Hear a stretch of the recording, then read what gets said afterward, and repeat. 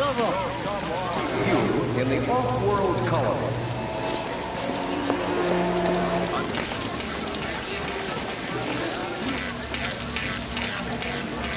A new life in the off-world colony.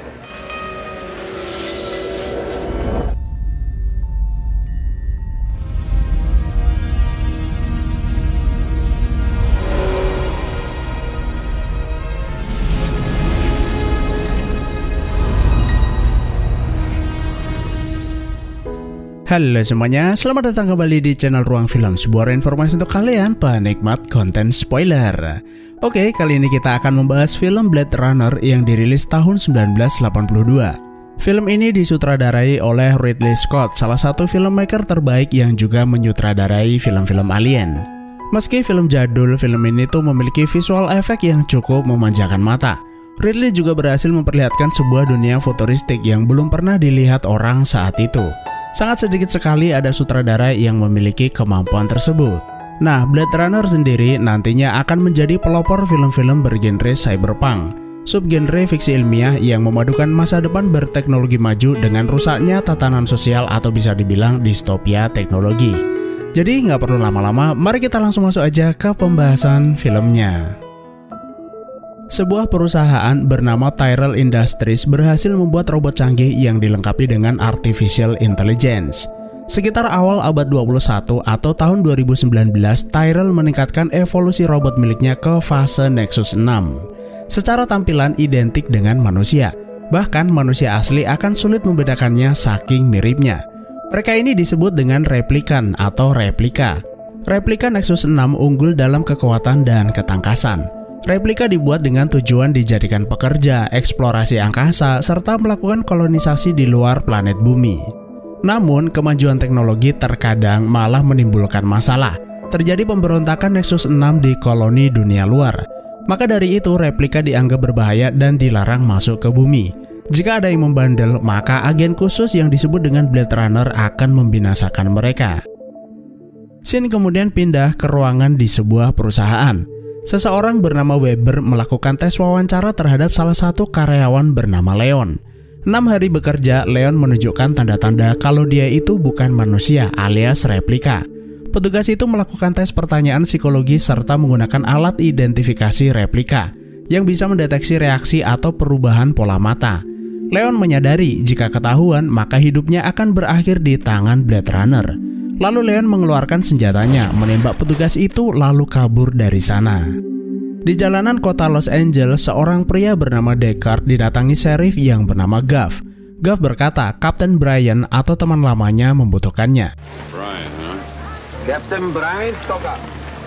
He say you Blade Runner. Tell him I'm eating. Jadi singkat cerita, Deckard diantar Gav menemuinya. You wouldn't have come if I just asked you to. Brian. Hiya, Deck. Come on, don't be an asshole, Deckard. Sampai di sana, Brian memberitahu kalau ia punya 4 buronan yang harus ditangkap. I've got 4 skin jobs walking the streets. Nah, Deckard ini adalah seorang Blade Runner senior terbaik di antara Blade Runner lainnya. Sekitar 2 minggu yang lalu, 6 replika membajak sebuah pesawat koloni manusia. Mereka membunuh para penumpang lalu mendarat di bumi tanpa ada yang menyadarinya. 2 dari mereka sudah tewas saat pendaratan, sehingga tersisa 4 replika yang kini berkeliaran di jalanan. Mereka sangat pandai menyamar, namun Brian memiliki petunjuk kemungkinan di mana mereka pernah berada. Brian kemudian memperlihatkan identitas mereka, dimulai dari Leon, replika yang menyamar dan menyusup dengan bekerja di salah satu perusahaan Tyrell. Leon ini adalah replika buruh pekerja, sangat kuat dan satu-satunya cara untuk menghentikannya adalah dengan membunuhnya. Kemudian Roy Batty, replika prajurit dibuat tahun 2016, terampil dan kuat dalam pertempuran. Lalu Zora, replika berjenis kelamin wanita yang dilatih untuk skuad pembunuhan di koloni dunia luar. Yang keempat bernama Priest, replika yang dibuat untuk hiburan dan ditempatkan di kamp militer koloni dunia luar. Replika-replika tersebut didesain untuk menyalin segala hal yang ada pada manusia kecuali emosinya. Namun, para insinyur menyadari bahwa replika tersebut bisa mengembangkan emosi mereka secara mandiri, yang membuat mereka tuh semakin sulit dikenali. Karena itu, para replika didesain memiliki batas waktu masa aktif, yaitu selama 4 tahun. Belum diketahui apa motif replika itu menyusup ke bumi, padahal mereka tuh tahu bahwa Blade Runner akan membinasakan mereka.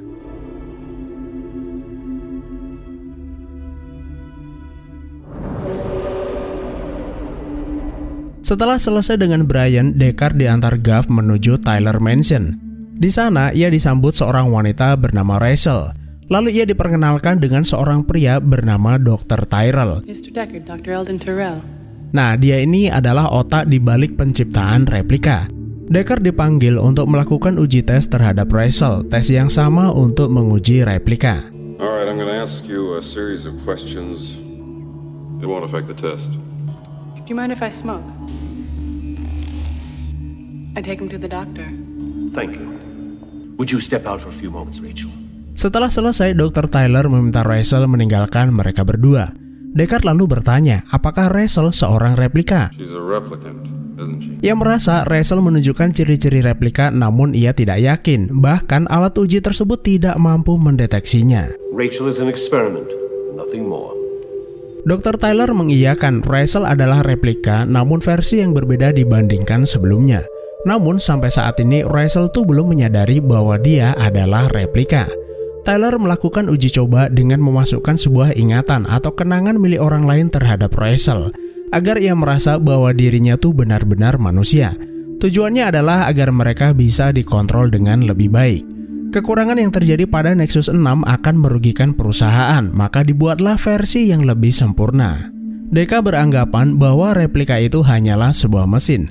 Meski mereka dibuat menggunakan bioteknologi serta struktur jaringan sel manusia, namun mereka ada di antara manfaat dan ancaman.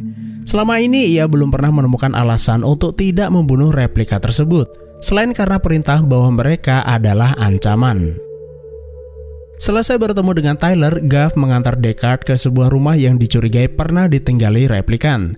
Di tempat itu Deckard menemukan beberapa foto dan hiasan rias yang ia anggap sebagai barang bukti.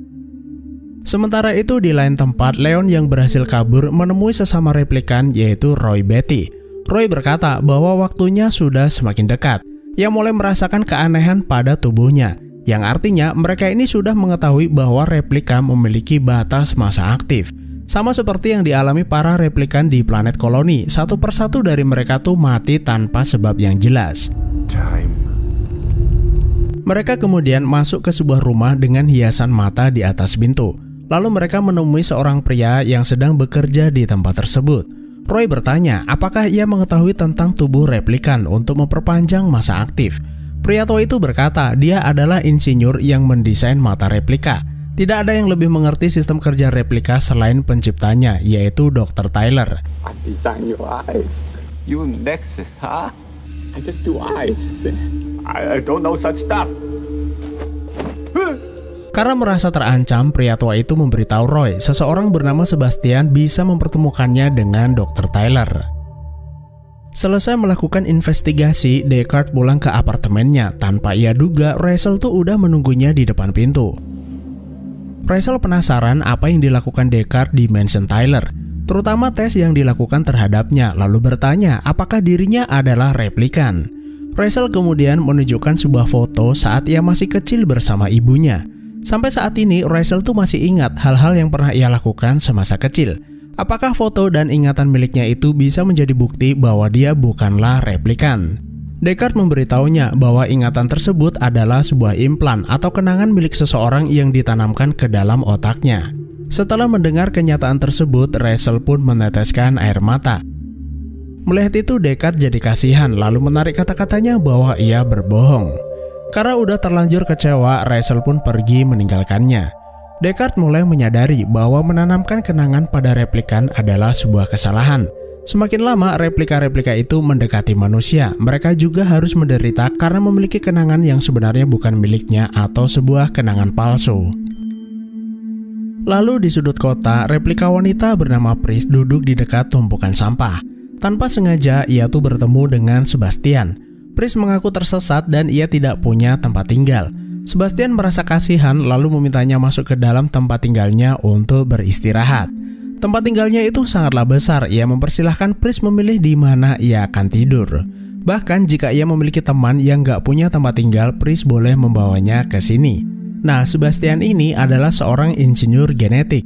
Dia adalah salah satu ilmuwan yang turut mendesain para replikan. Sementara itu di apartemennya, Deckard tidur terlelap.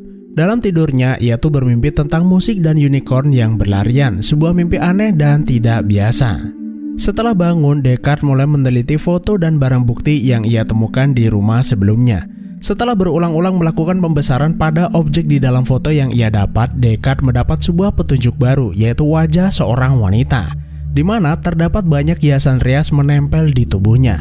Foto tersebut mirip dengan Zora, salah satu replika skuad pembunuh di koloni dunia luar.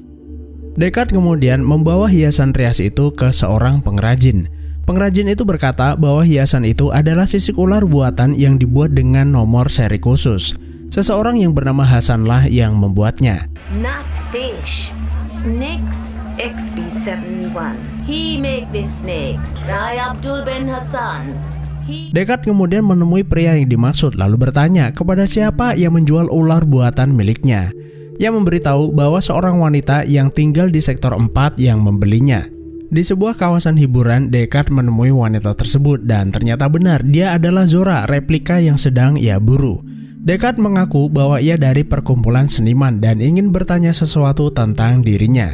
Namun sejak awal Zora tuh udah curiga bahwa laki-laki itu adalah agen khusus yang mungkin saja mencarinya. Tiba-tiba Zora menyerangnya lalu kabur keluar. Deckard pun segera mengejarnya dan sebelum wanita itu semakin jauh, Deckard langsung melumpuhkannya. Jika diperhatikan, sesaat sebelum tewas, Zora tuh meneteskan air mata. Di saat yang sama, Leon berada tak jauh dari keramaian tersebut, lalu diam-diam ia membuntuti Deckard. Saat sedang membeli minuman, Gav mendatangi Deckard lalu berkata kalau Brian mencarinya. Brian bersyukur Deckard berhasil melumpuhkan satu replikan berbahaya dan kini tinggal 4 yang tersisa. Lalu Deckard memberitahunya bahwa replika yang tersisa hanya 3. Brian lupa memberitahunya kalau Rachel, replika yang ia tes di Mansion Tyler, kabur entah kemana. Ia masih tidak yakin apakah wanita itu replika atau bukan. Yang jelas Deckard tuh ditugaskan untuk mencarinya. Rachel disappeared, vanished. Didn't even know she was a replica. There's 4. Saat akan pulang ke apartemen, Leon yang diam-diam membuntuti Deckard menyerangnya. Leon bertanya berapa sebenarnya masa aktif kehidupan mereka. Deckard pun menjawab 4 tahun. Leon ini sangatlah kuat, Deckard hampir tidak berdaya melawannya. Lalu Leon berkata ia hidup dipenuhi rasa ketakutan, mengetahui bahwa ia akan mati setelah berumur 4 tahun. Saat akan mengejarnya kembali, tiba-tiba Rachel menembaknya dari belakang dan kini tinggal 2 replika lagi yang tersisa termasuk Rachel. Sebagai ucapan terima kasih, Deckard membawa Rachel pulang ke apartemennya. Deckard berjanji bahwa ia tidak akan membunuh Rachel dan menjaga rahasianya. Namun jika Blade Runner lain menemukannya, mungkin saja ia akan tetap diburu. Rachel kemudian meminta Deckard memberitahunya tahun berapa ia dibuat. Ia tuh khawatir bahwa masa aktivasinya hampir habis. Deckard berkata ia tidak bisa memberitahunya dan Rachel tidak perlu khawatir tentang hal tersebut. Lalu ia bertanya apakah Deckard pernah melakukan tes terhadap dirinya sendiri, seolah mempertanyakan bahwa dia ini replika atau bukan. Saat Deckard tidur, sayup-sayup ia tuh mendengar Rachel memainkan piano. Hal itu membuatnya teringat kalau ia pernah memimpikan musik. Kedekatan mereka berdua malam itu juga membuat Deckard menaruh hati kepada Rachel. Sementara itu di tempat tinggalnya, Priest mengenalkan Roy kepada Sebastian, teman yang ia ceritakan sebelumnya. Jadi Priest ini tuh sengaja membuat dirinya bertemu dengan Sebastian agar mereka bisa mendekatinya. Roy kemudian memberitahu Priest bahwa Leon dan Zora telah tewas dan kini tinggal mereka berdua saja yang tersisa. What generation are you? You're so perfect. You're so different. Why are you staring at us, Sebastian? Nexus 6. Setelah seharian bersama mereka, Sebastian curiga bahwa Roy dan Priest bukanlah manusia. Lalu ia bertanya mereka ini generasi keberapa dan ternyata benar mereka adalah Nexus 6. Lalu Sebastian memberitahu bahwa ia adalah insinyur genetik yang turut mengembangkan Nexus 6 termasuk mereka. Roy kemudian meminta Sebastian membantunya bagaimana cara agar mereka bisa memperpanjang masa hidup mereka. Sebastian tidak bisa membantunya, kuncinya ada pada Tyler, penciptanya. Dia adalah orang yang mendesain sistemnya secara keseluruhan. Karena merasa terancam, singkat cerita, Sebastian pun membawa Roy pergi ke sana. Sementara itu, Pris tetap di rumah demi keamanan. Sebastian adalah orang penting perusahaan Tyler, sehingga cukup mudah baginya untuk menemuinya secara langsung. What can I do for you, Sebastian? Clean the Bishop 6 check. Nonsense. Mr. Tyrell? Setelah kesampaian bertemu dengan penciptanya, Roy langsung mengutarakan keinginannya agar bisa hidup lebih lama. Tyler berkata hal tersebut sulit dilakukan. Sejak dibuat, sel-sel replika Nexus 6 sudah dirancang sedemikian rupa agar mati di usia 4 tahun. Mereka sudah pernah mencoba melakukannya dengan menanamkan sebuah protein khusus agar sel-sel replikan tetap hidup. Namun yang terjadi adalah sebaliknya, mereka akan langsung tewas sebelum waktunya. Sebagai seseorang yang menciptakan mereka, Tyler meminta Roy menggunakan sisa waktunya untuk bersenang-senang karena memang sudah seperti itu jalan kehidupannya. Perkataan Tyrell tersebut membuat hatinya hancur dan putus asa. Lalu ia berkata bahwa Tyler akan menerima akibatnya setelah bermain-main dengan penciptaan. Setelah itu, Roy membunuh Tyler dan Sebastian. Berita kematian Dr. Tyler langsung menyebar luas. Brian meminta Deckard menyelidiki tempat tinggal Sebastian. Mereka menduga Sebastianlah yang membawa replikan itu masuk ke Tyler Mansion. Ada kemungkinan replikan tersisa berada di sana saat ini. Pris yang saat ini berada sendirian di rumah menyadari bahwa ada seorang Blade Runner masuk ke dalam.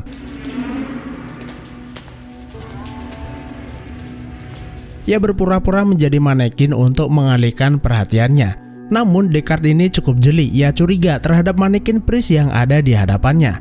Sadar tipuannya tuh nggak berhasil, Pris langsung menyerang Deckard. Terjadi duel di antara mereka, Deckard pun kewalahan, namun akhirnya ia berhasil membunuhnya. Nah, di saat yang bersamaan, Roy itu pulang ke rumah. Ia benar-benar merasa sedih melihat Pris tewas berlumuran darah. Roy bertekad akan menghancurkan Deckard, Blade Runner yang membunuh rekan-rekannya. Lalu dari balik dinding, Roy menjebol tembok, menarik tangan Deckard, kemudian mematahkan 2 jarinya. Senjata tidak membuat replika prajurit itu gentar, lalu terlibat adu kejantanan di antara mereka. Roy tiba-tiba merasakan sakit pada badannya, sepertinya kerusakan sel-sel di dalam tubuhnya tuh semakin parah. Meski begitu, ia berhasil membuat Deckard terdesak.